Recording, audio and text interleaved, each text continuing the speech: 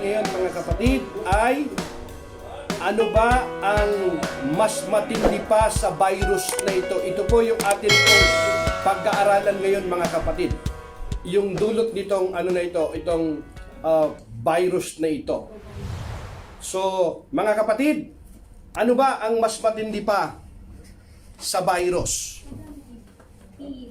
Ha? Ano bang mas matanda ano ba ang mas matindi pa sa virus ngayon?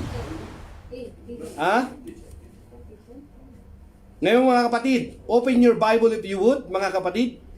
Dito po sa Book of Proverbs, chapter 5, Kawikaan, chapter 5. Ang pag-aaralan po natin ngayon, mas matindi pa sa virus. Alam nyo mga kapatid, ano kaya itong pag-aaralan natin na mas matindi pa sa virus? Susundan nyo lamang po ako para mapakinggan po ninyong mabuti, masundan po ninyo, isulat nyo po yung mga verses dahil ito po, mas matindi pa sa virus ito. Ang pinag-uusapan natin ito, mga kapatid, ay hindi ito 100 of years. For a thousand of years, ang virus na ito, marami ng winasak na buhay. Marami ng sinirang pamilya ang pag-uusapan natin ngayon. At mga kapatid, alam nyo po ba na itong virus na ito na pandaraya ni Satanas, mga deception ni Satanas, marami pong mga tao ang nadaya ni Satanas na maging ang iba, mga Kristiyano ay biktima nito. Mga kapatid, for 1,000 generation, ang virus na ito ay dumadaloy, patuloy-tuloy hanggang sa kasulukuyang henerasyon po natin. Ano kaya yung virus na yan, mga kapatid? Alam niyo po ba kung ano yung virus na yan, mga kapatid? Yung virus po ng fornication at yung adultery. Matindi po ito. Ulitin ko po. Yung fornication at saka yung adultery na yan. Alam niyo po ba kung ano yon yung sinasabi po ng Biblia? Alam niyo po ba, mga kapatid, na may sinasabi po dyan ang Panginoon sa atin? Ang Biblia from the Old Testament to the New Testament, maging ang Panginoong Yesus. Bakit ito virus ito, mga kapatid? Kasi minsan, mga kapatid, kahit doon sa susunod nating mga generation, makikita po natin yung pag atin pong iti-trace. Pagka yung una ay broken family, yung susunod broken family po. Kaya dapat nang maputol ito. Hindi natin alam na ito ay pandaraya ni Satanas. Hindi dahil, mga kapatid, tanggap ng lipunan ay tanggap po ng Diyos. Hindi dahil okay lang sa atin pong community ay okay na po sa Panginoon. Hindi po ganoon, mga kapatid. Alam niyo po ba na dahil dito sa virus na ito, mga kapatid, mayroon pong curse dito eh. Mayroon pong sumpa ito na dapat maputol. Na dapat po maputol, mga kapatid. Itong salot na ito. Dapat nang maputol ito. Kasi marami ng winasak, marami ng sinirang buhay ito, mga kapatid. Itong salot na ito. Fornication at yung adultery na yan. Sipin nyo, mga kapatid, na even from the Old Testament pa lamang, kasama po ito sa 10 utos ng Panginoon. In Exodus chapter 20, thou shalt not commit adultery. Sipin nyo, mga kapatid, sa Torah pa lamang, sa lumang tipan pa lamang, dito natin makikita, kasama po ito sa 10 utos. Iniutos po ito ng Panginoon. Bakit po kaya, mga kapatid? Alam nyo kung bakit? Mahalaga kasi sa Panginoon yung pamilya. At kapag lumabag tayo rito, lumabas tayo doon sa kalooban ng Panginoon, hindi natin ito pinag-uukulan ng pansin. Pero wala tayong kamalay-malay. Sinisira, mga kapatid, ang ating buhay nito. Maging yung atin pong mga susunod na mga henerasyon natin. Matindi po ang dulot na virus na ito, mga kapatid. Alam nyo po, mga kapatid, yung virus na ito mayroon tong immunity. Kapag ka lahat ay pwedeng napabukunahan na, lahat ay mayroon ito, may panahon ito na kung titingnan natin ay hindi po siya gaanong magtatagal. Ano? Hallelujah. Hindi ito magtatagal eh. Lahat po ng virus hindi po magtatagal yan. Pero ito mga kapatid, kapag hindi tayo nakalaya dito, sa dulot nito mga kapatid, itong virus na itong matindi ito. From generation to generation. Ano po ba ang sinasabi po ng Biblia sa Proverbs chapter 5? Mayroon pong warning dito mga kapatid against adultery. Babala laban sa pangangalunya. At marami pong mga nabiktima rito. Lalong-lalo na mga kapatid sa atin pong mga OFW. Lalong-lalo na, hindi naman po lahat mga kapatid, ano? Pero mabibilang na lamang po natin sa atin pong daliri kung sino po ang tapat, yung faithful sa kanilang asawa. Mabibilang na lamang po natin yung talagang purity. Sipin po natin yon mga kapatid. Matindi ito eh. Yanis, pakilabas. Pakilabas, Yanis. Ay, meron din sa labas eh. Hindi, doon sa labas. Anong ba? So, open your Bible in the book of Proverbs chapter 5. Proverbs chapter 5, mga kapatid. Dito sa Kawikaan chapter 5. Basahin ko po mga kapatid. Sabi niya rito, "My child, pay attention and listen to my wisdom and insight. Then you will know how to behave properly, and your words will show that you have knowledge." Okay? So Proverbs chapter 5, pakilagay siya sa mall. Doon na siya makilay. Verse 3. "The lips of another man's wife may be as sweet as honey, and her kisses as smooth as olive oil. But when it is all over, she leaves you nothing but bitterness and pain." Notice the word here, ha? The lips of another man's wife may be as sweet as honey, and her kisses as smooth as olive oil. Listen to this. Verse 4. "But when it is all over, she leaves you nothing but bitterness and pain." Kita mo? "Pagkat labi ng haliparot ay sintamis nitong pulot, at ang kanyang mga halik, kasiyahan nga ang dulot. Ngunit, pagkatapos mong magpasasa, sa alindog hapdi kirot ang kapalit ng kaunti niyang lugod." Sipin nyo mga kapatid. But when it is all over, she leaves you nothing but bitterness and pain." Kaya nga, tama yung sinabi ng Biblia eh. There is pleasure of sin for a season. Yes, there is pleasure of sin for a season. Meron pa nga sinasabi ng iba eh. Mas masarap daw kasi yung bawal. Kita nyo? Mas masarap daw yung bawal eh. Tandaan po natin mga kapatid, yung sa mga parandaigal din po ito. Pag pinag-uusapan kasi natin mga kapatid yung sex ay hindi naman po bawal ito ng Panginoon eh. Regalo to ng Panginoon sa mag-asawa. Exclusive po ito. At ito bunga tayo pong lahat dito. Wala tayo ngayon dito kung hindi eh. Pero mga kapatid, ito po ay exclusive po sa isang mag-asawa.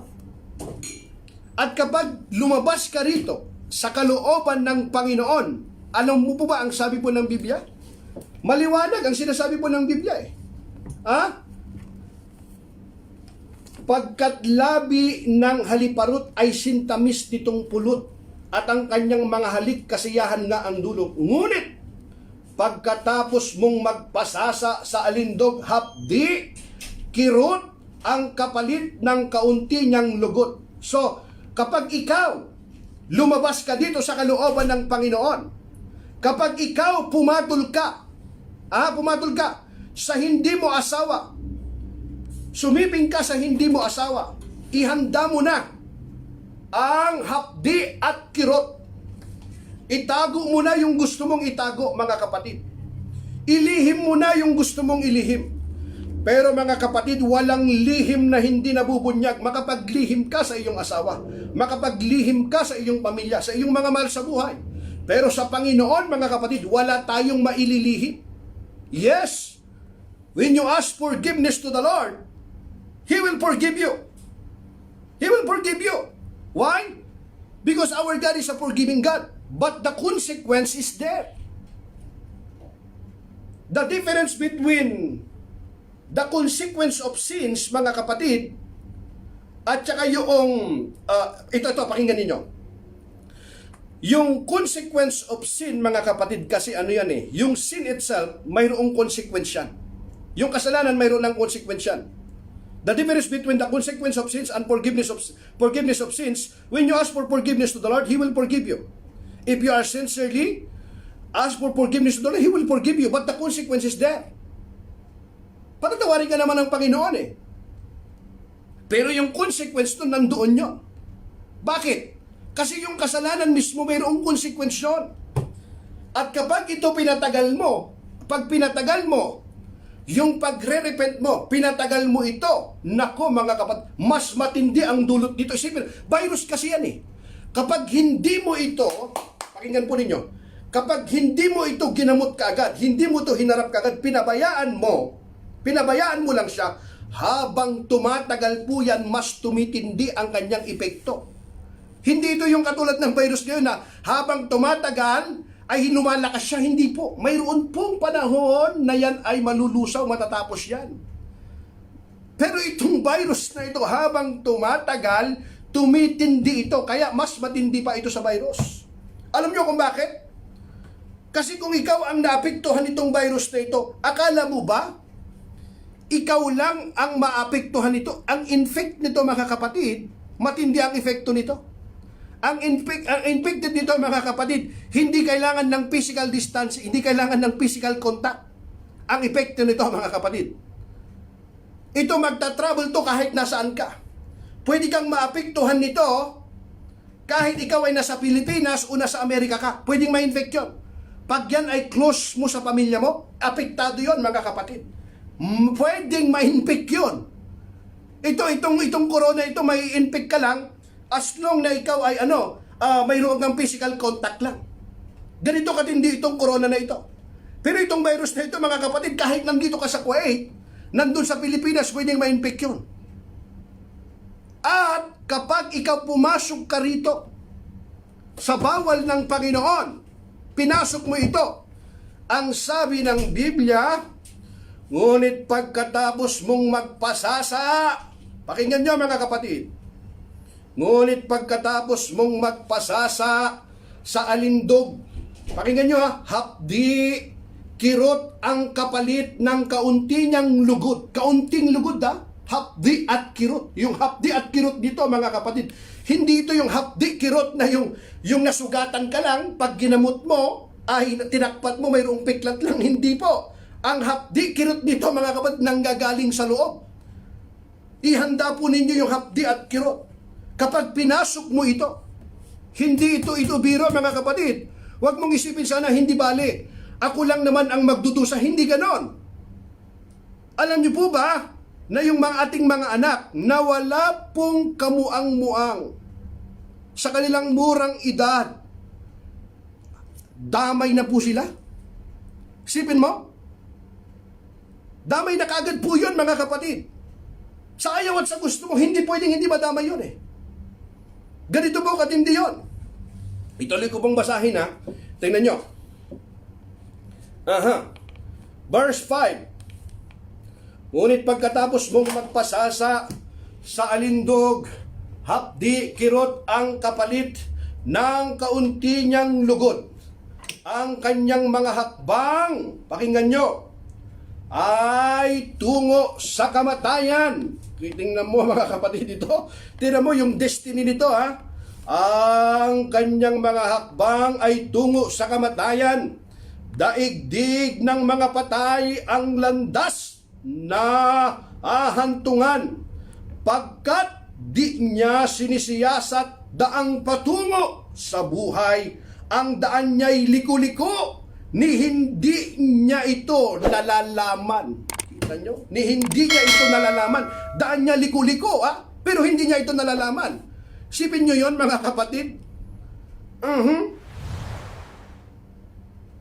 Patay nga ang landas na hahantungan. Daigdig ng mga patay ito, mga kapatid.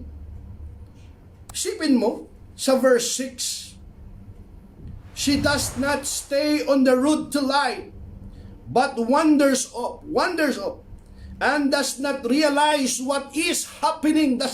Kasi ang akala niya nagpapasarap lang siya. Akala niya wala naman nakakaalam. Sekreto naman. Naku po mga kapatid, kahit gaano ka sekreto yan, mayroong virus yan. May virus po yan.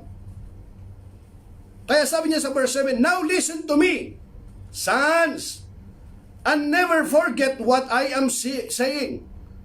We are reading in the book of Proverbs, Kawikaan chapter 5. Keep away from such a woman. Don't even go near her door.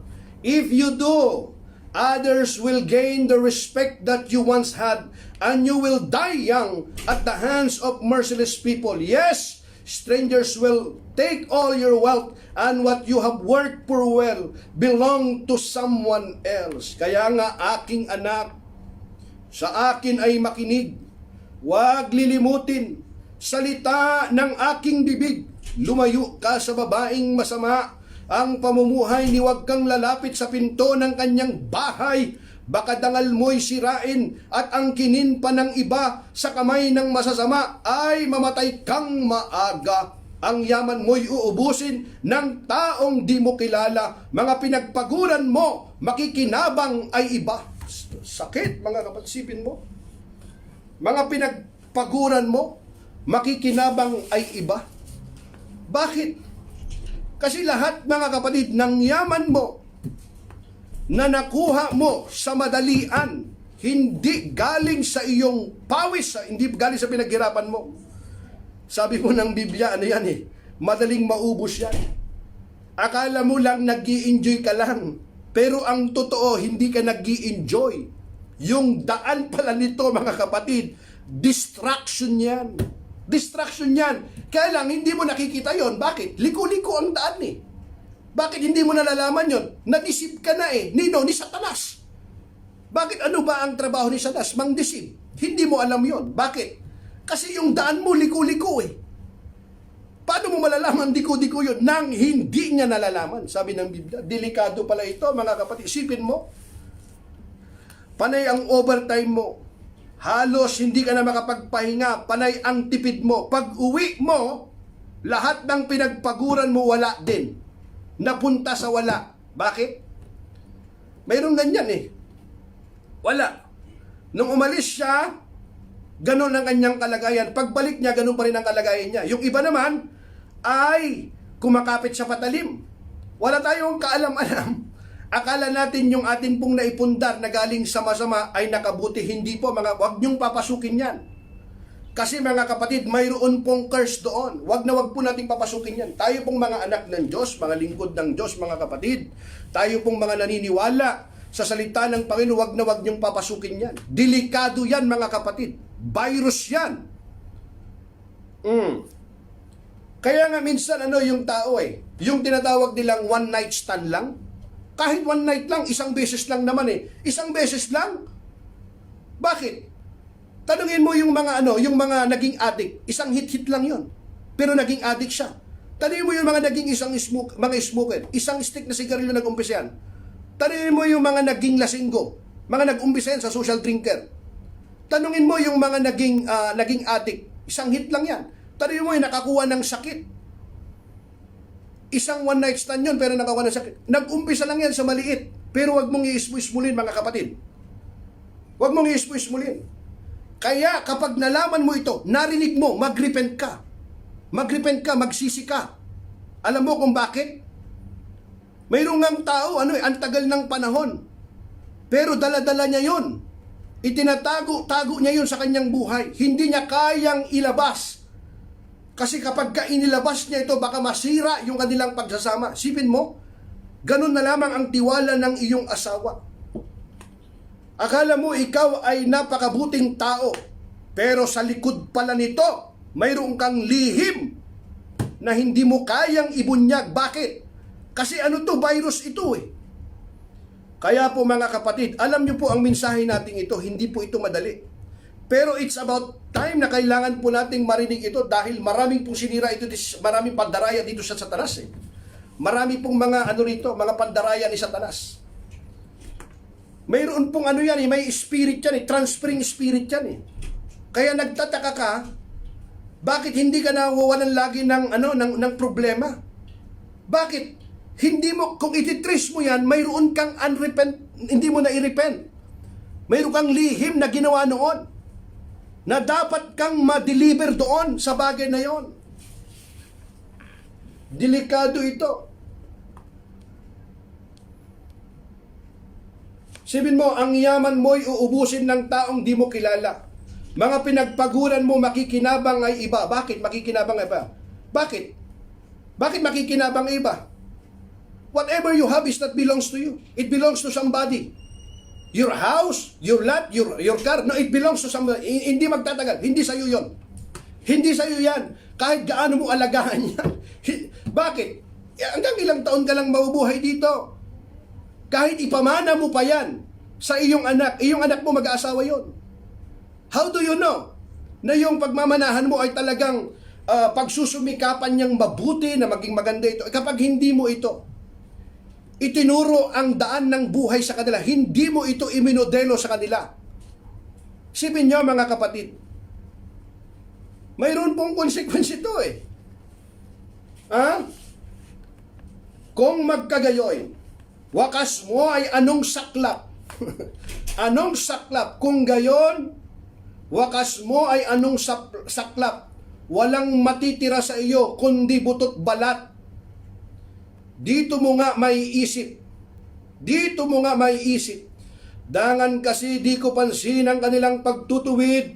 Puso ko ay nagmatigas. Sinunod ang aking hilig. Sipin mo, di ba? And you will say, why would I never learn? Why would I never learn? Why would I never let anyone correct me? I wouldn't listen to my teachers. I paid no attention to them. Verse 14, and suddenly I found myself publicly disgraced. Suddenly I found myself publicly disgraced. Sipin nyo mga kapatid, biglaan ito Hindi to magpapaalam sa iyo. Darating na yung problema sa iyo malalaman, hindi. Susupresahin ka nito. Pag ikaw nasupresa nito, naku po. Sipin mo yung mga mahal mo sa buhay, yung mga ganun ang tiwala sa iyo, lalayo ang kanilang puso. Kaya habang maaga mga kapatid, magsisi tayong totoo. Lumapit tayo sa Panginoon, magpakumbaba tayo. Upang yung consequence noon, sabi ng Biblia, hindi papantayan ng Panginoon.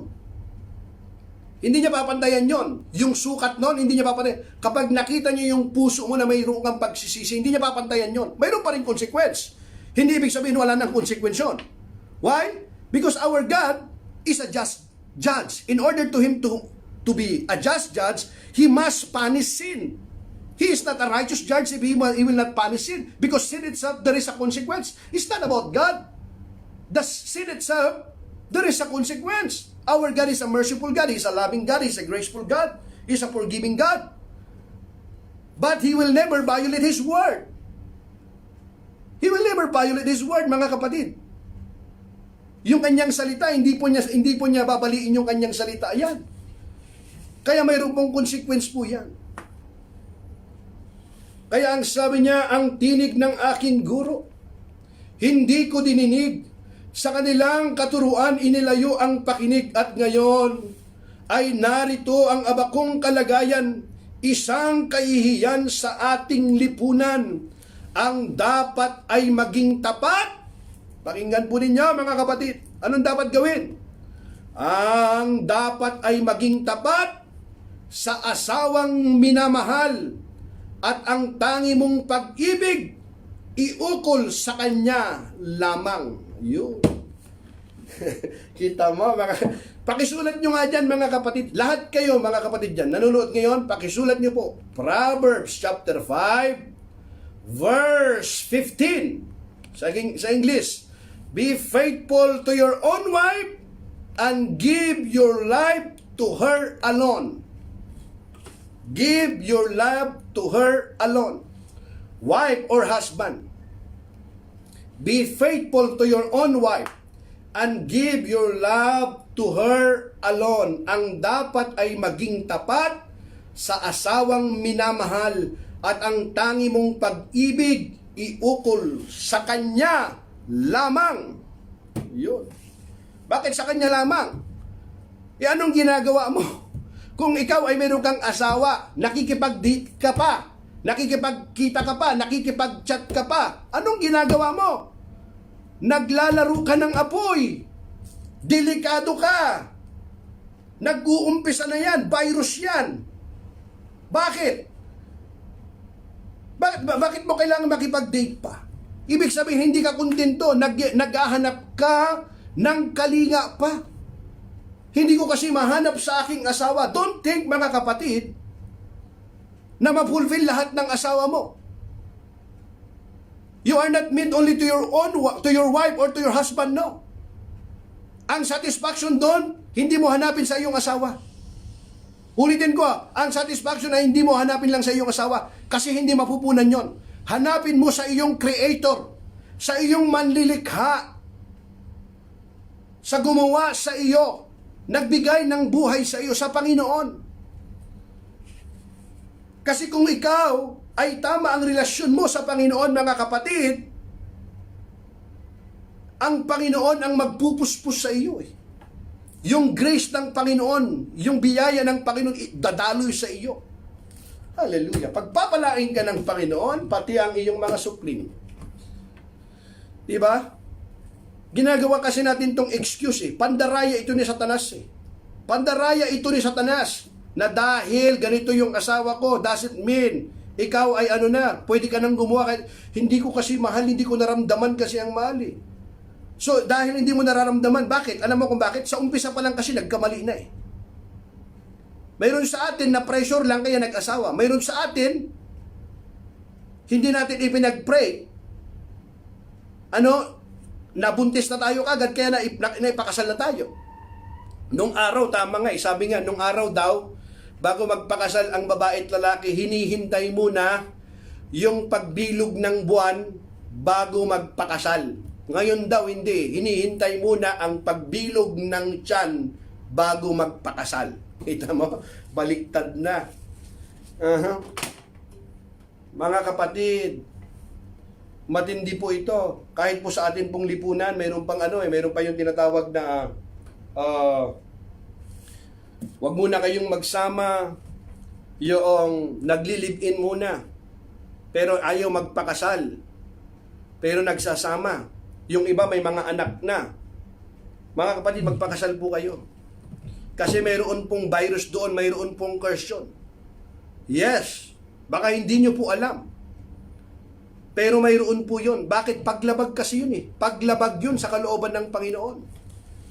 Kung nagmamahalan naman kayo, bakit ayaw nyo magpakasal? Hindi, wala kasing pera. Bakit kasi? Hindi ko alam. Bakit kailangan ng pera? Kailangan ba libo-libo?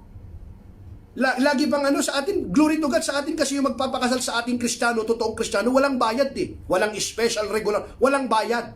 Walang bayad. Magsuot kayo ng damit ninyo, dalawa kayo, pumunta kayo doon, yung magkasunduan. Kung mayroon kayong pagkain, magluto ng adobo, pwede yun. Huwag niyong hintayin na kailangan ang daming mga ingrande. Kung meron kayo, praise God. Kung wala, magpakasal. Dapat libre yan eh. Hindi ko alam bakit may bayad. Hindi ko alam eh. Lahat na lang may bayad eh. Sa atin dito, wala namang bayad eh. Glory to God. Di ba? Meron tayong ikinasal. Nagkasal nga ako eh. Wala namang bayad. Dapat walang bayad. Meron pa kasi special, regular na tinatawag. Sabi ni Kristo, tumanggap kayong walang bayad, magbigay kayo ng walang bayad. Sa atin dito, purihin ng Panginoon, di tayo nagpabayad kasi. Hindi, walang pumunta kayo doon sa kung saan magpakasal kayo, mga kapatid. Huwag kayong magsama sa isang bubong nang hindi kayo magpapakasal. Hindi kalooban ng Panginoon, virus yan.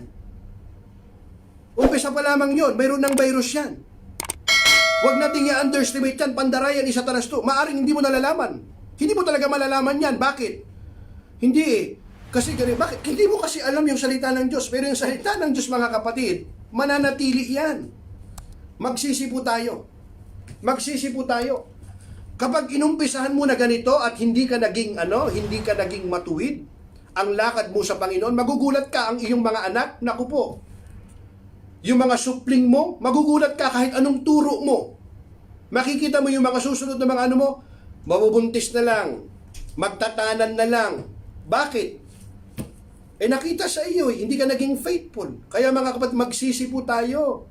Magsisi tayo at mga kapatid, sikapin po natin na mailapit ang ating mga mahal sa buhay sa Panginoon. Marami nang sinira ito eh. Kay rami nang winasak. Marami nang winasak itong buhay ito eh. Di ba? Hindi ko lang maalala yung kanta. Sa ngayon, Abibe, saan ka ba dyan? Kantahin mo nga ito. Tuloy natin. Ang dapat ay maging tapat sa asawang minamahal. At ang tangi mong pag-ibig iukol sa kanya lamang. Kung ika'y magkaanak sa babaeng di asawa. Pakinggan ninyo. Kung ika'y magkaanak sa babaeng di asawa, walang buting idudulot, manapanga ay balisa. Kita mo, bakit balisa ka? Balisa ka talaga, pipilitin mong itatago yon. Wala namang kasalanan yung bata. Bakit? Walang kasalanan yung bata. Nabuo yun. Walang kasalanan yung bata. Pero kita nyo, yung idinulot dito, nadamay na, hindi lang sa iyo. Anak mo'y dapat lumaki nang ikaw ay matulungan upang hindi doon sa iba iasa ang iyong buhay. Kita mo? Kita mo, mayroong gano'n, di ba? Hanggang ngayon, ang lalaki na ng iba, nakaasa pa rin sa kanilang mga magulang. Di ba? May mga nakapagtapos na ng pag-aaral, yung iba nga, mayroon ng trabaho, nakaasa pa rin. I'm not saying na napabayaan na ng mga magulang ang kanilang mga anak. No, I'm not saying. Commitment yan eh. Whatever happened, that is commitment, mga kapatid. Covenant yan. Pamilya yan. Whatever happened, don't give up. That is your family. What I'm saying is yung principle na itinuturo ng Panginoon. Na alin? Yung principle na itinuturo ng Panginoon. Yung modelo. Yung mga magulang, train up a child the way he should go. So when he is old, he will not depart from you. May loong level yan. Kung paano mo siya itinuturo, paano mo sila minumodelo. Ang galing-galing mo magtuturo, pero sa likod pala ng camera, kung mayroong ang ginagawa ng hindi masama, mayroong virus yun. Mayroong virus yun, hindi mo alam, hindi mo nakikita. Katulad ng virus yun, hindi mo nakikita. Kaya repent, mga kapatid, repent. Magsisipo tayo. Ine-expose ko ito, yung mga deception ni Satanas, ine-expose ko ito. Hindi kayo sa totoo lang, mga kapatid, yung ganito na pag-aaral ng pure na ganito, na itinuturo yung ganitong teaching, madalang yung marinig itong mga principle na ganito. Bakit? Kasi maraming maraming mga hindi magugustuhan itong aral na ito. Pero kahit di nila magustuhan, mga kapatid, kailangan nating ituro ito. Kailangan po nating marinig ito. Ngayon, kung tayo po ay nagsasaliksik ng katotohanan, gusto nating mapalaya dito sa virus na ito, it's about time. Minsan nga, hindi tayo yung nagkasala eh. Nag-umpisa na ito sa ating mga ninuno. Nadamay na lamang tayo. Kaya tayo na dapat nakakilala sa Panginoon, maputol na yon. Maputol na yon.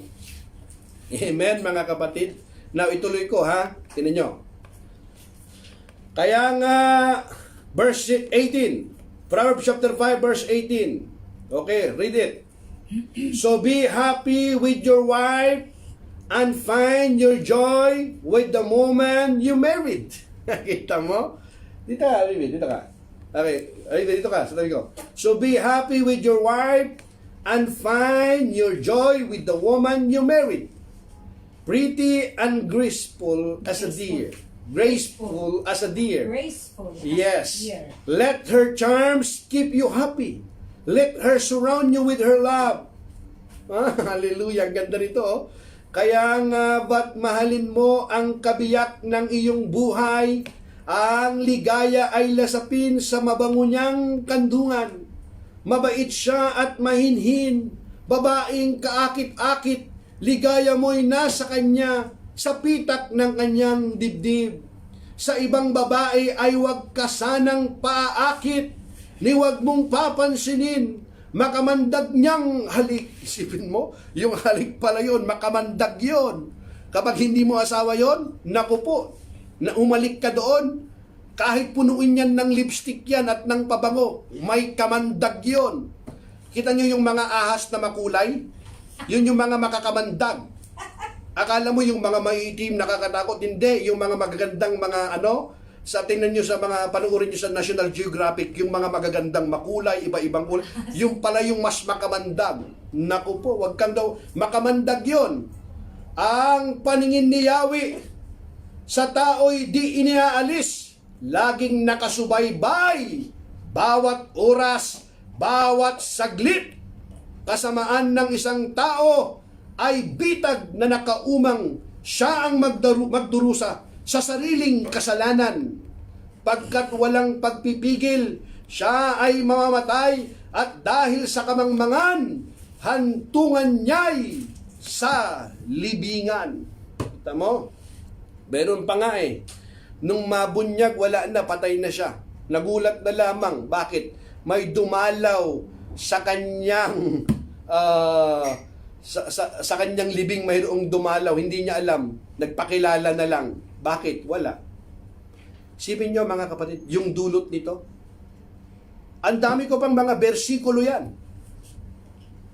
Ang dami gusto kong bersikulang mga basahin pa patungkol dito Dito sa topic na ito mga kapatid.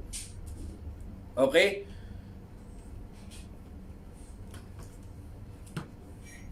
Remember mga kapatid remember. Okay? We are to be set apart from the world. We are still in the world, but we have to be set apart from the world. A Christian who rebel against God's word is not a Christian at all. Ulitin ko yan. A Christian who rebels against God's word is not a Christian at all. Bakit? Sinasabi mong Kristiyano ka, ito yung basehan mo, yung love letter ng Panginoon. Ito yung manual ng buhay. Di ba?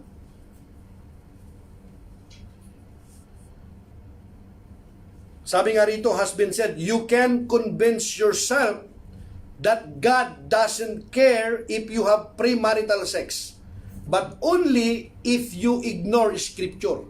If you only ignore Scripture. Alam niyo po ba mga kapatid that there are many benefits of waiting until marriage? There are many benefits. There are many benefits of waiting until marriage that the devil leaves out when he is deceiving people. Don't let others around you influence you. It might not be popular, but waiting is the right thing to do. Hanggat hindi kayo ikinakasal, maghintay ka. Pag sinabi niya, halimbawa, binata, dalaga, sinabi niya, patunayan mo, kung talagang mahal mo ako, huwag kang makinig sa kanya, hindi kanya mahal yun. Hintayin mo doon sa altar, kanya halikan. Maghintay siya. Kapag hindi makapaghintay, sabihin mo goodbye. Maghintay ka, magpipray ka. Ipagkakaloob sa iyo ng Panginoon yung tama. Hindi na kasi popular ito lang ngayon It might not be popular, but waiting is the right thing to do. Godly thing to do. Biblical thing to do. And the safest thing to do. Kita niyo yung mga benefits niyan? Waiting is the right thing to do. Godly thing to do. Biblical thing to do. And the safest thing to do. Yan mga kapatid. Keeping your mind on God and not the flesh will save you from death, shame, guilt, unwanted pregnancy, false love, and you will receive God's special blessing in marriage. Kapag hinintay mo yung tamang pagkakataon, may blessing ang Panginoon doon, may protection ang Panginoon doon. Pero pag nagmadali ka, naku po, hindi kalooban ng Panginoon yon. Turo natin yan sa ating mga anak. Turo natin yan sa ating mga supling, sa kapatid natin, sa pinsan natin. Kapag tayo naging biktima nito. Maaaring nakakilala tayo sa Panginoon. Pero marami sa atin, biktima na ito. Bakit? Ito, virus ito Biktima ito. Tanungin mo, kung ilan yung ilan ang mag-asawa na sila ay nagsama, nagsiping after ng kanilang marriage. After na nang silang ikasal. Tanungin mo lang yung sarili mo. Tanungin mo lang. Ilan? Kunti mga kapatid, kunti yan. Sa ating pamilya, i-trace mo. Wala na, kukunti lang. Sa 10, kung mayroong isa dyan, praise the Lord, hallelujah. Sa 10, kung mayroong isa, hallelujah. Naku po. Dito ngayon ha, mga kapatid, may mga asawa, lalaki o babae, dito sa abroad, maghanap ka I will challenge you mga kapatid. Hindi ko man sinasabi lahat to ha. Hindi ko sinasabi sa lahat nito. At hindi ko po hangarin na makapanakit ng damdamin ng sino man. Hindi ko po hangarin yan.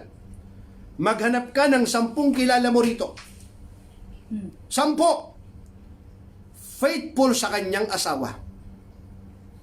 Simula nung dumating siya sa Kuwait, o saan man sulog tayo ng nanonood, hanggang pag-uwi niya. Hindi siya nakipag-chat sa iba, na nakikipag-ligawan siya, ganon. Kapag siya ay faithful, simula sa kanyang pagtuntong ng pag-uwi niya, hallelujah, praise the Lord. Sa 10, bilangin mo kung ilan doon. Stay away mga kapatid from peer pressure and from the world. Make the right choice today and have sex with your spouse and your spouse only. Only. Exclusive yan. Magtiis ka. Sabi kasi ng iba, ito yung mga kondisyon ng iba. Safe sex instead of safe sex, safe daw eh. Kailangan daw gumamit ka ng protection. Dapat, i-save mo yan. Hintayin mo na kung ikaw ay binata ka o dalaga ka, hintayin mo yung araw ng kasal mo. Kapag ikaw mayroon kang asawa, hindi mo kasama yung asawa mo, hintayin mong makauwi ka ng Pilipinas o saan man. Hintayin mo. May blessing ang Panginoon yan kapag ikaw nagtiis ka. Huwag kang makikisama. Dahil yung ibang kasamaan mo, gumagawa ka na rin. Hindi po gayon. Ito yung salita ng Diyos, ang panghawakan natin. You can convince yourself that God doesn't care if you have premarital sex. But only if you ignore Scripture. Kung ayaw mo lang paniwalaan ito. Alam niyo po ba ang sabi po ng 1 Corinthians chapter 6 verse 13 to 14? Food was made for the stomach and the stomach for food. This is true. The stomach for food. This is true truth. Someday God will do away with both them. But you can say that our bodies were made for sexual immorality. They were made for the Lord. And the Lord cares about our bodies. And God will raise us from the dead by His power just as He raised our Lord from the dead. Kaya ang sabi ng 1 Corinthians chapter 6 verse 18 to 19, run from sexual sin. Run! Run ha? Ibig sabihin, huwag ka ng huwag mo nang chat-chat lang to. Run! Kaya nga yung ating intentional discipleship, alin? Lalaki sa lalaki, babae sa babae. Period. Wala nang maraming usapan. Hindi kumain lang naman kami sa labas eh. Amen. Nag-date lang naman kami. Wala naman kaming ginagawang masama. Sige, sabihin mo sa asawa mo. Sabihin mo sa asawa mo, tumawag ka. Nandito kami, video call kami, nandito kasama ko, kachat ko. Sige nga, kung sabihin mo, hindi, lilihim mo yon. Bakit? Magsisilos ka si asawa mo. Kita mo? Nag-uumpisa yan. That's not started in bed. It's ended there. Run, sabi ng Biblia, from sexual sin. No other sin so clearly affects the body as this one does. No other. For sexual immorality is a sin against your own body. Kaya ang sabi ng Biblia, don't you realize that your body is the temple of the Holy Spirit who lives in you and was given to you by God? You do not belong to yourself. Hindi nyo ba alam ang inyong katawan ay templo ng Diyos at ang banal na Espiritu ang nananahan dyan? Kita mo yung iyong katawan, templo ng Diyos yan. You do not belong to yourself, sabi nga niya. Maliwanag eh. Templo ng Panginoon yan. At pagdating ng panahon, mga kapatid, yan eh, yan ay buling bubuhayin yan. 1 Thessalonians chapter 4 verse 3 to 4. Halika dito, sit ka rito para magbasa ka rin. 1 Thessalonians chapter 4 verse 3 to 4.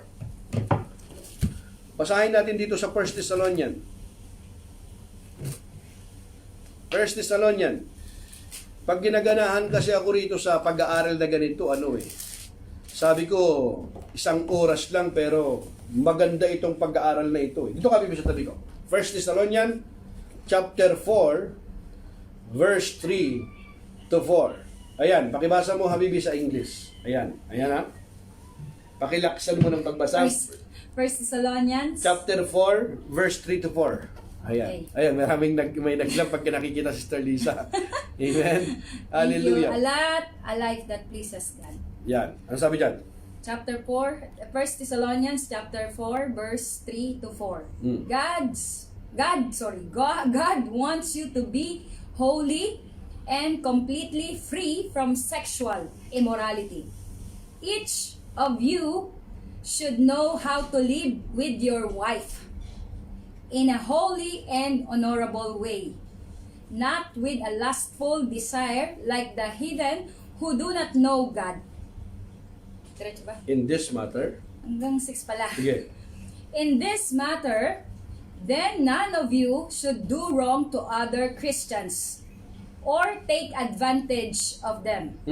We have told you this before, and we strongly warned you that the Lord will punish those who do that. Tagalog. Pakilaksan na, Bibi. Pakinggan natin mabuti, mga Tagalog kapatid, po. ha? Kala ko si ano. Basa. Yan. Okay? Kalooban ng Diyos na kayo'y magpakabanal at lumayo sa lahat ng uri ng kahalayan. Dapat maging banal at marangal ang pakikitungo ng bawat isa sa kanyang asawa. At hindi pagsunod lamang sa nasa ng laman tulad ng inaasal ng mga hentil na hindi nakakakilala sa Diyos. Sa bagay na ito, huwag ninyong pagsamantalahan ang inyong kapwa at huwag siyang dadayain anumang paraan. Sapagkat mahigpit na paparusahan ng Panginoon ang gumagawa ng ganitong kasamaan, tulad ng sinabi namin at pinatotohanan sa inyo noon pa man. Yan. Amen? Amen. Thank you, Yan lang, Bibi. diretso. Diyan ka lang. So dito, mga kapatid, di ba, in 1 Thessalonians, clear, God's will is for you to be holy. So, stay away from all sexual sin. Then each of you will control his own body and live in holiness and honor. Sipin mo yung sinabi rito. Di ba? In this matter, then none of you should do wrong to other Christians or take advantage of them. Ano yung take advantage of them? Kasi alam mo yung kanyang kahinaan eh.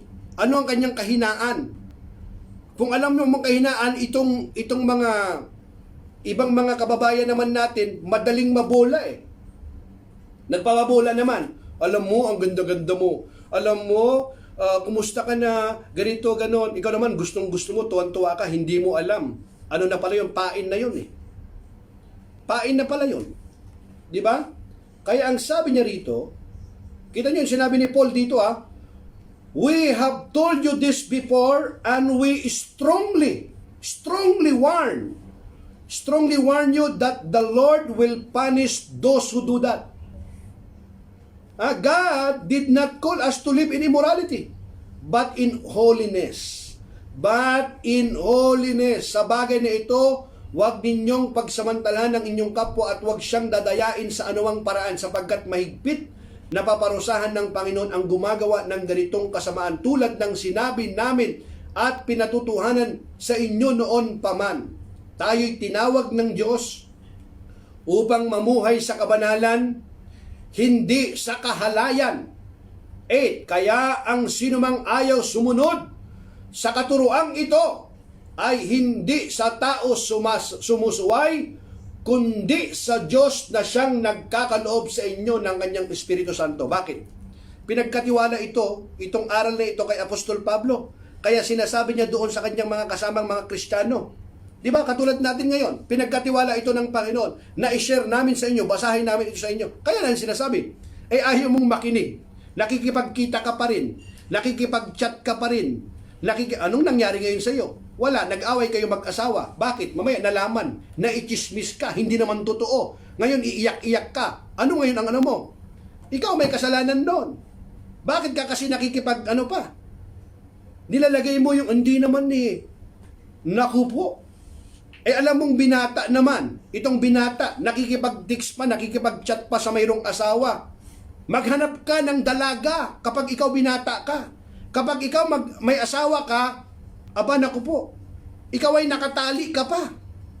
Hanggat hindi napuputol yung tali, ay huwag kang magkikilos na parang dalaga. Mayroon kasing, pagka magkikilos ay parang dalaga pa rin. Kaya yung asawa laging kilos-kilos. Meron namang may asawa na nagkikilos binata pa. Sabi nga ng iba, umayos ka. Umayos ka. Kaya nga sabi nga, di ba, alam mo ba kung saan yung hinalintulad yung tali? Yung tali kasi, kapag nakatali na yon, yung nung araw kasi, yung kalabaw, kapag ka nakatali yung baka, tinali yan, yung pag nag-asawa, may tali yan eh. May cord yan. Kaya nga yung cord, anong sinisimula nun pagka doon sa may kinakasal? Yung kasal kasi, mga, yan eh, sagrado. Sagrado yan, sacred yan, baus yan, sagrado yan. Sabi mo salitang sagrado, huwag mong dudugisan yun, sagradong gawain yan eh. Kaya yung baka na yon, kapag nakatali yon, malaya siya kung saan siya gustong pumunta. Saan? May hangganan doon sa tali. Nakatali siya sa puno, hanggang doon sa tali, doon lang siya. Hanggang doon lang siya. Malaya siya doon. Doon lang sa perimeter na yon. Bakit? Para maproteksyonan siya, hindi siya mawala, hindi siya manakaw ng iba. Eh kapag yung asawa mo, ikaw na asawa ay pakawala ka, naku, makakawala talaga yung asawa mo. Huwag mong sisihin yung asawa mo pag pinakawalan mo. Bakit? Masyado kang pakawala eh. Kung sinong gustong kausap ng asawa mo, gusto niyang isuot, gusto niyang pumunta kung saan, ka lang eh. Sige ka ng sige. Sa bandang huli, anong nangyari? Wala. Tinanggal mo yung tali eh. Anong nangyari? Anong ibig mo sabihin, pastor? Ibig bang sabihin, masyadong itali na? Mga kapatid, sabi ng Biblia, nakatali kayong mag-asawa. Mayroong hangganan. Hindi niya sinasabing higpitan mo ng gusto. Hindi naman ganon. Kasi pag hinigpitan mo ng masyado yung tali, delikado naman yon. Baka masakal naman. Mayroong do not go beyond doon sa boundary na inilagay. Huwag kang lalampas doon. Huwag kang masyadong maluwag, huwag kang masyadong yung tama lang. Hello mga kapatid. I-share niyo po ito sa inyong mga Facebook niyo ngayon. Si Pastor Steve Canyon kamo naka-live. Tinuturo niya ngayon yung mas matindi pa sa virus. Totoo ito mga kapatid. Hindi kasi natin to alam eh. Hindi natin ito lagi naririnig. Delikado ito mga kapatid. Kung noon, medyo mahirap pa yung yung gumawa ng kasalanan ngayon, naku po. Ngayon mga kapatid, nasa loob ng kwarto mo, pwede kang pwede kang gumawa na ng kasalanan eh. Bakit? Itong maliit na ito, wag mong i-underestimate ito. Pag hindi mo ito na-master, itong cellphone na ito, naku, ikaw ay ma-master nito. Ikaw ma-master nito. Isang chat mo lang dito, hello. Hello, yung hello na yun, may kantang, hello, darkness, my old friend. Kita mo yung kanta, hello. Nag-uumpisa dyan sa hello yan. Hello, darkness. Kaya meron may kanta, hello, darkness, my old friend. Darkness daw yun, old friend, sino yun? Naku, delikado yan. So stay away. Okay? 1 Corinthians chapter 5, verse 9 to 11. You're looking for? 1 Corinthians chapter 5 verse 9 to 11. Pakisulat nyo lahat mga kapatid. Basahin nyo. Ito, kanina pa tayo rito. Hindi ako nag-i-inventory ito. Nasusulat lahat yan. Binabasa ko lang mga kapatid ha. Binabasa ko ito. Kasi baka hindi natin binabasa, so basahin ko. Self-explanatory lahat ito mga kapatid ha. Kaya wag kayong magagalit sa akin. Gusto nyo magalit dito, magalit kayo rito sa hindi, huwag kayong magalit sa binabakas ako lang. Pakibasa mga awiwi. Dito ka lang. 1 Corinthians chapter 5. Ginaganahan tayo rito eh. 1 Corinthians chapter 5. Dito ka. Yan. 1 Corinthians chapter 5. Ano ba yung kantang? Kay dami ng winasak na tahanan. Kay rami ng matang pinaluha. Ayan, kita mo. Ay rami ng... nasa na? Verse 9. Verse 9 to 11. 1 Corinthians chapter 5. Verse 9. Chapter 6? Chapter Chapter 5. 5. Verse 9 to 11. Yeah. Verses 9 to 11.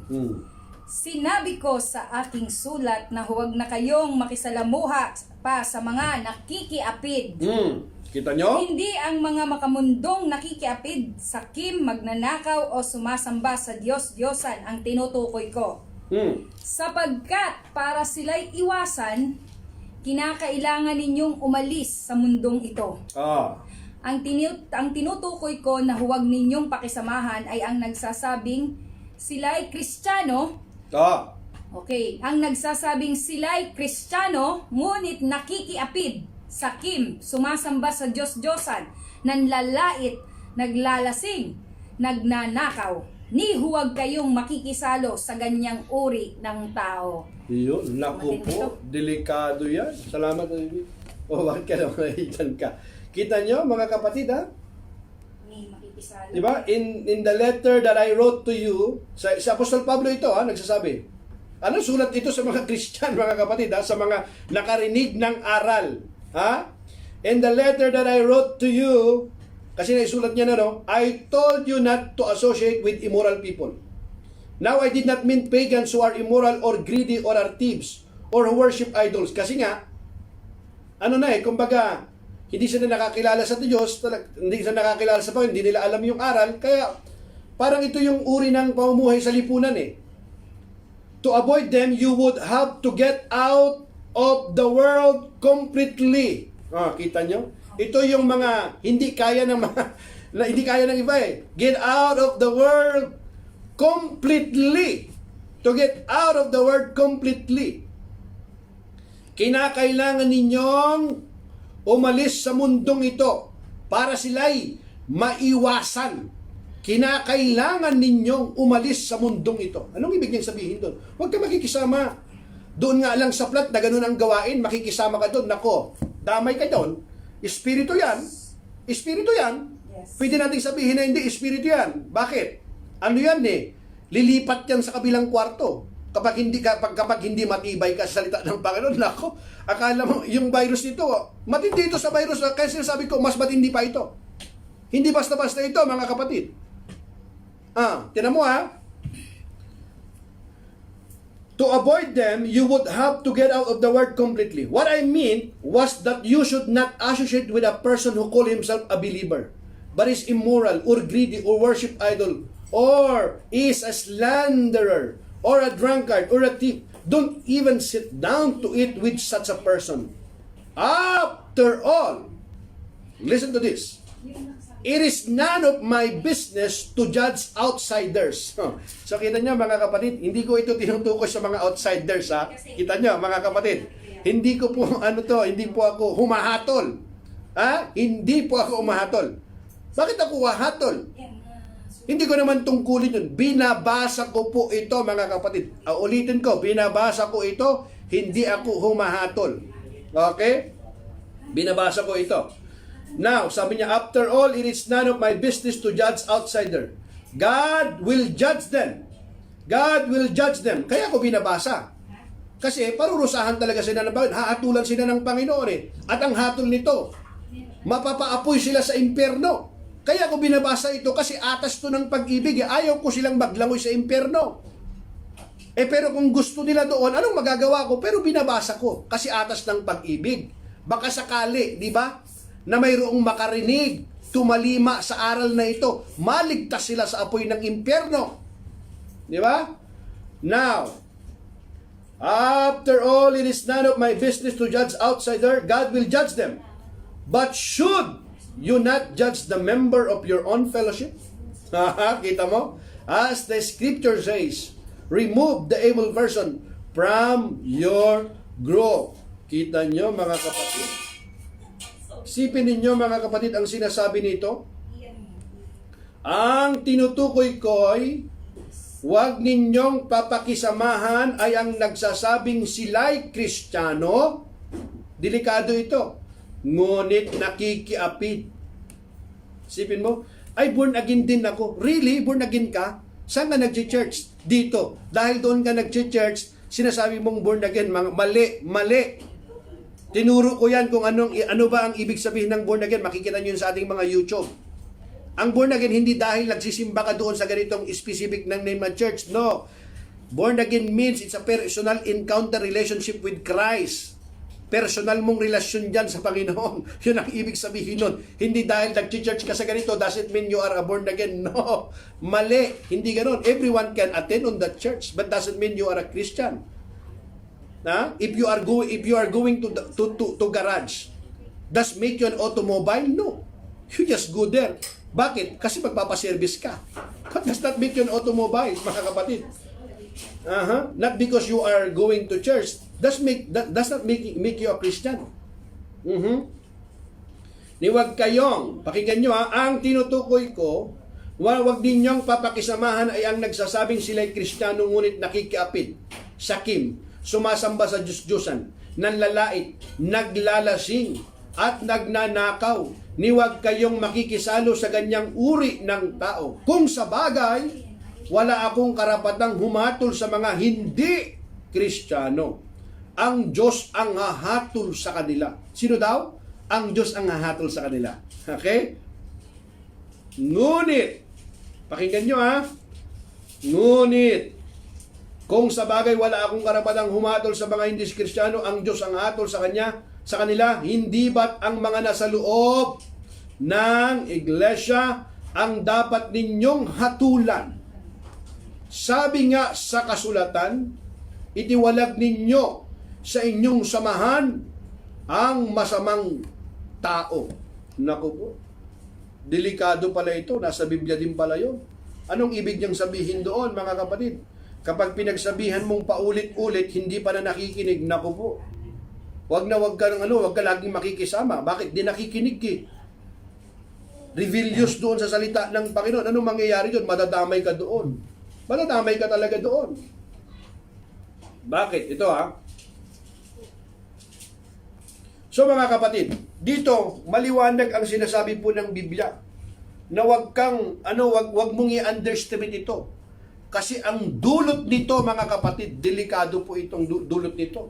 Matindi pa ito sa virus. Kasi hindi mo to nakikita pero from generation to generation ito. Damay-damay ito. Hindi mo pwedeng sabihin, hindi ako lang, tayo lang ito. Tayo, problema natin itong mag-asawa, wag nating idamay ang mga bata. Sino nagsabi sa iyo? Hindi pwedeng madamay. Inanay ka Itatay siya nung anak mo yun. Bakit hindi? Kadugo mo yun Kadugo mo yun, hindi pwedeng hindi madamay, ilalo pa alin. Yung tatay mo, yung nanay mo, yung kapatid mo. Pwede bang hindi masaktan mga yon? Kahit ano bang sabihin mo, sa akin lang ito, sa amin lang ito, kahit anong gawin mo kapatid, hindi mo mapipigilan yon. Virus yan. Okay mga kapatid? Now, alam nyo po ba yung the sin of adultery ngayon? Pag-usapan natin yung sinasabi ng Proverbs chapter 6 verse 32. Alam mo sabi dito sa Proverbs chapter 6 verse 32? He who commits adultery lacks sense. He who does it destroy himself. Destroy himself. He who commits adultery lacks sense. Kita mo yung lack of sense ka daw? He who does it destroy himself. Isipin mo, dinidestroy mo na agad yung sarili mo. Yun ang kanyang rito. Yun ang kanyang bunga. Ngunit ang nangangalun niya ay isang taong mangmang. Sinisira ang sarili, buhay niya at pangalan. Buhay niya at pangalan, sinisira niya. Kung gusto mong masira ang iyong buhay at ang iyong pangalan, di gawin mo. Gawin mo talaga. Pero, yun na yun, ihanda mo na yun. Pait, kirot, buhay niya at pangalan. Alam nyo mga kapatid, yung tao minsan, handa sila na mawala ang lahat sa kanila pero iniingatan nila yung kanilang pangalan, yung kanilang mabuting pangalan. Pag nasira yung pangalan nila, naku, talagang may mga tao nga nang dahil sa kanilang dignidad, kapag kadignidad na yung prinsipyo ang pinag-uusapan, naninindigan po sila yan. Kung gusto mong masira, pasukin mo yan. Pasukin mo yan, sira na yan. Kahit anong gawin mo, sira na yun. Kapag pinasok mo ito, Kahit anong gawin mo, yung legacy mo na iiwan yan, sira na yan. Isa lang, isang mistake mo lang. Tatanim at tatanim yan sa isip ng iyong mga anak. Yung aking tatay, yung aking nanay minsan. Kita mo, mga kapatid? Huwag na huwag po natin gagawin to, mga kapatid. Kapag tayo'y nasadlak sa ganitong kalagayan, nako, kumaripas na tayo ng takbo. I-text mo na, kausapin mo na kaagad. Kumalas ka na kaagad. Alam mo kung bakit? Delikadong virus ito. Huwag mo nang pag-isipan. Agad-agad na kaagad. Pag-pray mo, Panginoon, bigyan mo ko ng lakas ng loob. Kausapin mo na. Tapusin mo na kaagad yan. Putulin mo na. Agad-agad. I-block mo na sa telepono mo. Ito yung huli na. I-block mo na. Delikado yan. Delikado ito, mga kapatid. Bakit? Sos Mariusep.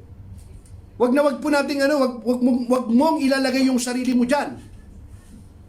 Isipin mo pangalan mo, dangal, buhay, pangalan sinisira mo, destroy himself. Kaya ang sabi nga, binabasa ko lang to Ano ang sabi ng Biblia rito, mga kapatid?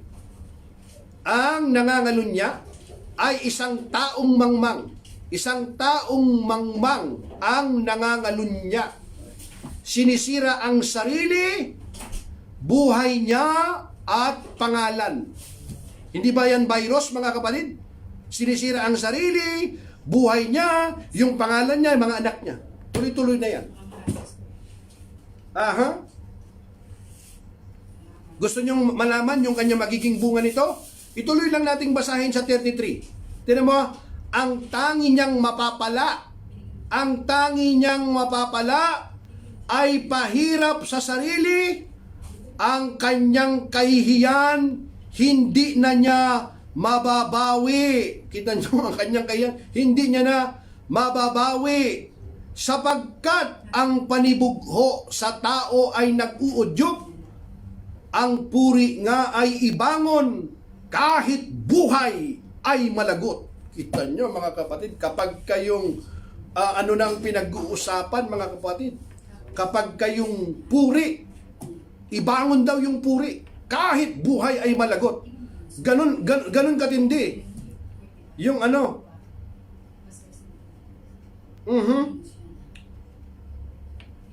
Alam nyo kung bakit, mga kapatid? Kita nyo ang bunga nito. Kapag nalaman niya ng iyong asawa na ikaw ay sumabit ka sa hindi mo asawa, alam mo kung gaano kagalit yan? Sabi ng Biblia, mas matapang pa sa leon yan. Mas matapang pa sa leon yan. At walang bilhan mo ng pinakamagandang cellphone, bilhan mo ng bahay at lupa, nako. Walang katumbas. Kapag nalaman niya na pumatol ka sa iba. Gusto niyong basahin ko, Basahin ko.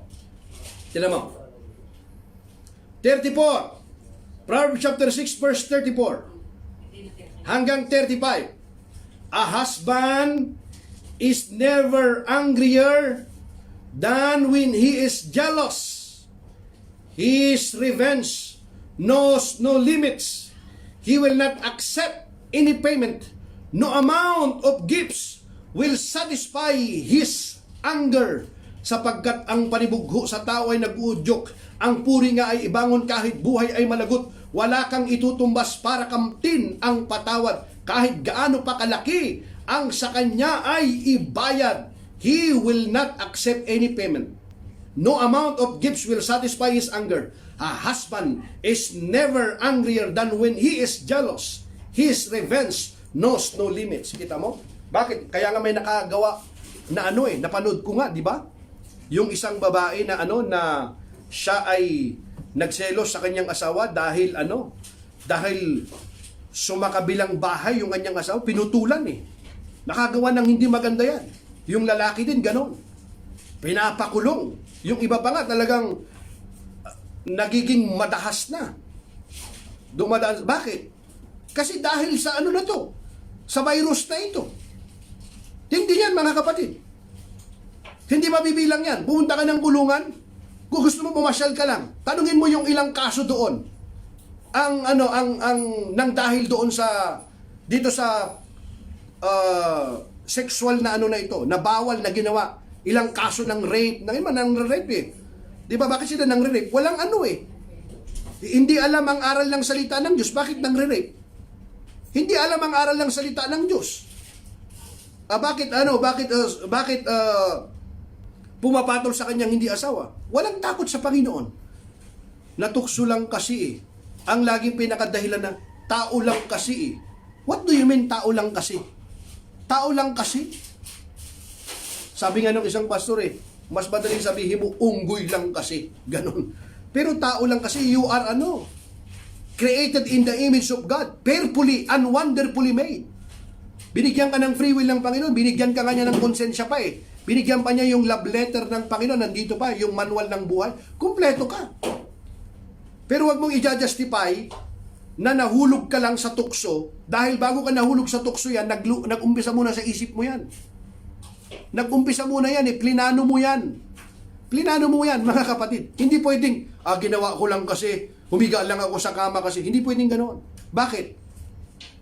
Nakipag-chat ka muna, nakipagkita ka muna, in-entertain mo muna yan eh. Nabuo muna sa isipan mo yan. Nagkayayaan lang kasi eh. Ano nagkaya? Bakit ka sumama? Pwede ka namang tumanggi eh. Di ba? Pwede sabi ni David eh, nagpapahinga lang naman kasi ako sa palasyo ko eh. Hindi ko naman akalain na naliligo si Bathsheba doon eh. Bakit kasi naliligo siya doon? Alam naman niya nagpapahinga ako doon sa tuktok. Kita mo, nangangatwiran ka pa eh. Nasaan ka ba dapat, Haring David? Di ba nandun ka dapat sa labanan? Bakit ka kasi nagpapahinga?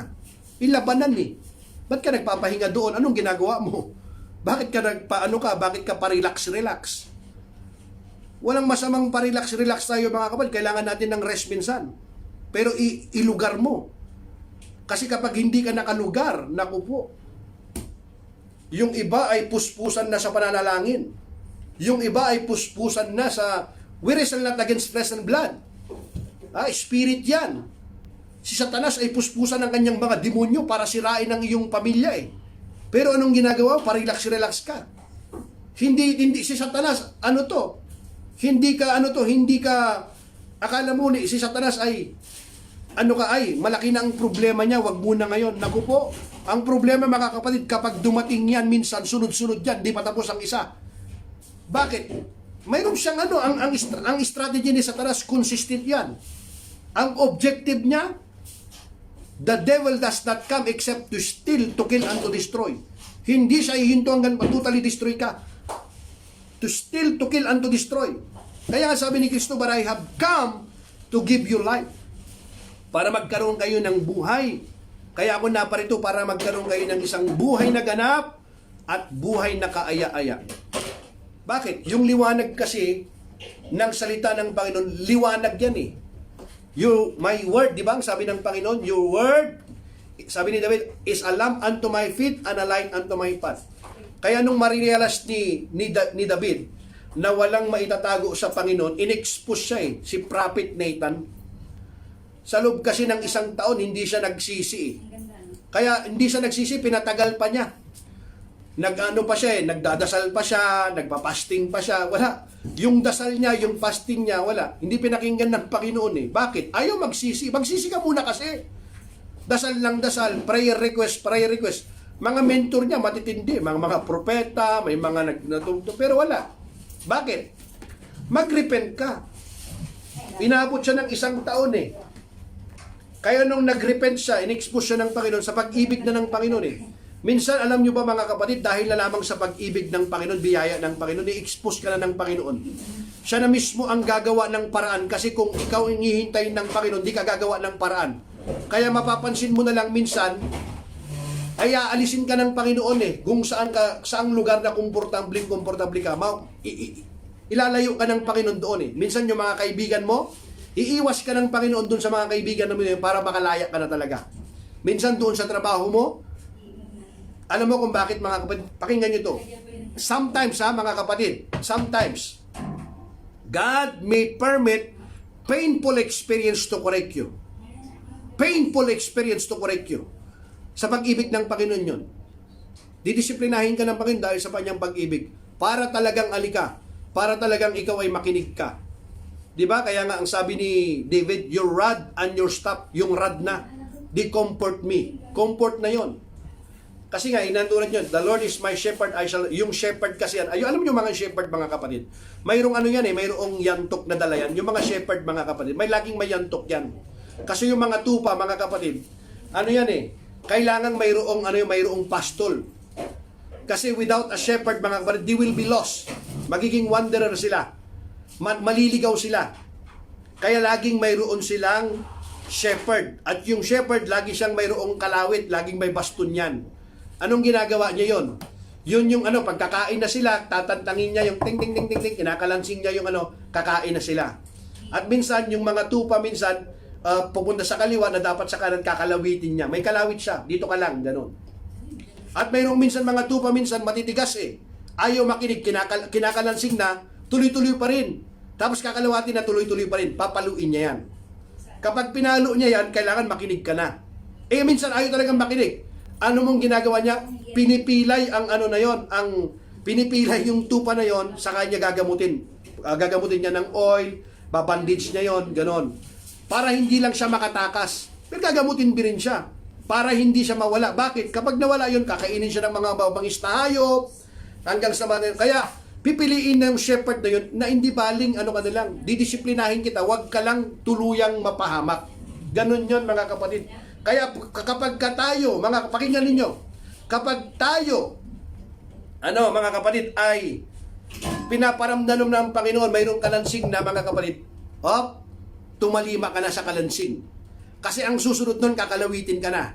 Kapag hindi ka pa sa kalawit, papaluin ka na. Nako, pag yung palo na yun, tuloy-tuloy yung palo yun, mapipilayan ka. Masakit yun. Hindi mo gugustuhin yun, mga kapatid. Pero hindi mo alam sa bandang huli, para rin sa ikabubuti mo yun.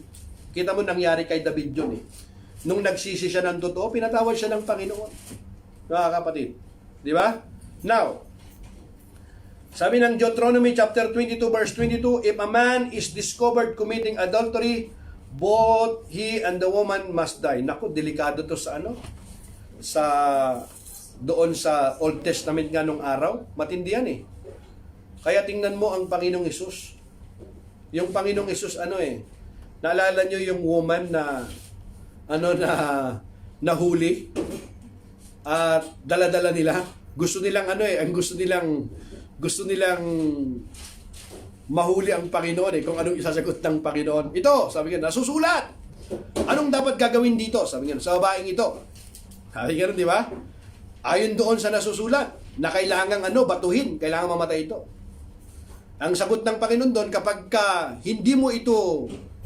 hindi mo inalaw na batuhin ito, ibig sabihin hindi ka tumatalima.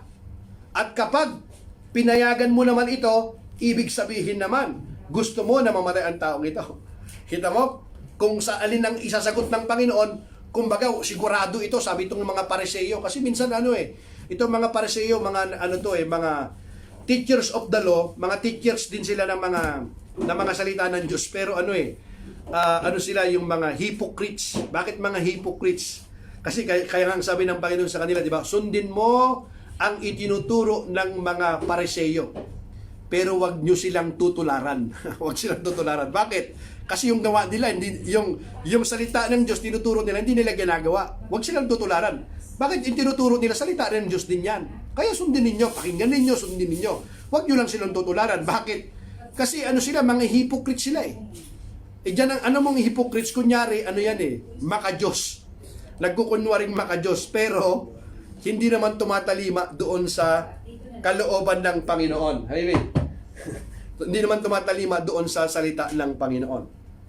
Okay? So, anong sinagot ng Panginoon? O sige, sabi ng Panginoon, kung sino sa inyong walang kasalanan, siya nang mauna. Nakita mo? Kasi mauna dapat yung pinakamalantay. Kung sino mauna sa inyo?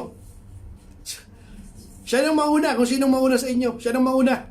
Wala, nagsialisan lahat Kasi lahat sila kasi lahat sila, puro makasalanan Kita niyo mga kapatid? Kaya mga kapatid, do not follow the ways of the world. Don't allow ungodly friends to persuade you to sin. Don't allow ungodly friends to persuade you to sin. Proverbs 1:15 says, my child, don't go along with them. Stay away from their paths. Romans chapter 12 verse 2, do not be conformed to this world, but be transformed by the renewing of your mind, that you may prove what is that good and perfect will of God. Huwag kayong umayon sa takbo ng mundong ito. Amen, mga kapatid? Now, here, ang dapat nating gawin, mga kapatid, tayo po ay magsisi. Magsisi tayo, magrepent po tayo. Kasi even in the book of Revelations, from simula sa umpisa pa lamang, mga kapatid, hanggang sa pinakadulo ng Biblia, itong Biblia na ito, marami pong aral tayong makikita po dyan, mga kapatid. Sa Revelation nga, may paalala dyan ang Panginoon eh. Revelation chapter 22, yung pinakadulo ng Biblia, verse 15. Sabi nga rito, outside are dogs, sorcerers, sexual sinners, murderers, idolaters, and whole lie in what they say and what they do. Kasama yan, mga kapatid. Kaya doon sa Corinthians, mga kapatid, noong sila po ay nakakilala sa Panginoon, basahin nga natin dito sa 1 Corinthians chapter 6, kasi sila din ay naging biktima na ito. Naging biktima rin sila. Pero alam mo ang ginawa nila? Pakinggan ninyo sa 1 Corinthians, basahin ko dito sa chapter 6, verse 1 Corinthians chapter 6, umpisa na lang natin dito sa verse 9. Surely you know that the wicked will not possess God's kingdom. Do not fool yourselves. People who are immoral, who worship idols, who are adulterers or homosexual perverts, or who steal or are greedy, or drunkards, or who slander others, or are thieves, none of this will possess God's kingdom. Some of you, kita niyo sabi niya sa verse 11, some of you were like that, but you have been purified from sin. But you have been purified from, you have been dedicated to God. Hallelujah. You have been put right with God by the Lord Jesus Christ and by the Spirit of our God. Ganyan ang ilan sa inyo noon. Subalit kayo'y pinatawad na sa inyong mga kasalanan. At ginawa kayong banal ng Diyos, pinawalang sala na rin kayo sa pangalan ng Panginoong Hesukristo at sa pamamagitan ng Espiritu Santo. Di ba maliwanag? Hindi ba ninyo alam na ang mga makasalanan ay walang bahagi sa kaharian ng Diyos? Huwag ninyong dayain ang inyong sarili. Ang mga nakikiapid, sumasamba sa Diyos-Diyusan, nangangalunya, nakikipagtalik sa kapwa lalaki o kapwa babae, nagnanakaw, sakim, naglalasing, nanlalait ng kapwa o nandaraya ay walang bahagi sa kaharian ng Diyos. Ganyan ang ilan sa inyo noon. Subalit kayo'y pinatawad na sa inyong mga kasalanan at ginawa na kayong banal ng Diyos. Pinawalang sala na rin kayo sa pangalan ng Panginoong Hesukristo at sa pamamagitan ng Espiritu ng Diyos. But you have been purified from sin and been dedicated to God. Kita niyo, mga kapatid? So tayo po ay wala po tayong maitatago sa Panginoon, mga kapatid. At kaya po, mga kapatid, wag po nating papasukin ito. Kung tayo po ay naging biktima nito, mga kapatid, lumayo na po tayo. Magsisi tayo ng totoo. Kita niyo yung mga nasa Corinthians? Mga Kristiyano ito. Pero naging biktima rin sila nito. Nadaya rin sila ni Satanas. At nasadlak sila sa kalagayang ito. Kaya kita nyo yung naging bunga nito, mga kapatid. Maraming mga nasira, sinira ang kanilang buhay, ang kanilang pangalan, ang kanilang pamilya. Pero nung makakilala sila sa Panginoon, mga kapatid, sa habag at biyaya ng Panginoon, yung konsekwensya na dapat ay malaki dahil nakita ng Panginoon yung tunay na pagsisisi, hindi na pinantayan yung kanilang kasalanang nagawa. Because of the grace of God na lang ito. Sa biyaya na lang ito ng Panginoon. Kaya po, mga kapatid, hindi pa huli ang lahat, magsisi tayo. Kapag, alam mo, ibig sabihin kasi ng fornicator, ito yung, fornication, kapag ikaw ay nakipagtalik ka nang hindi ka pa kasal. Fornication yan. Yung isa namang adultery, ikaw ay kasal na, may asawa na, nakikipagtalik ka pa outside doon sa asawa mo. So parehong ano yan, parehong bawal ng Panginoon yan. Kaya ihingi natin ito ng tawad sa Panginoon, magsisi tayo ng totoo. At mga kapatid, katulad nga ng sinasabi ng Biblia,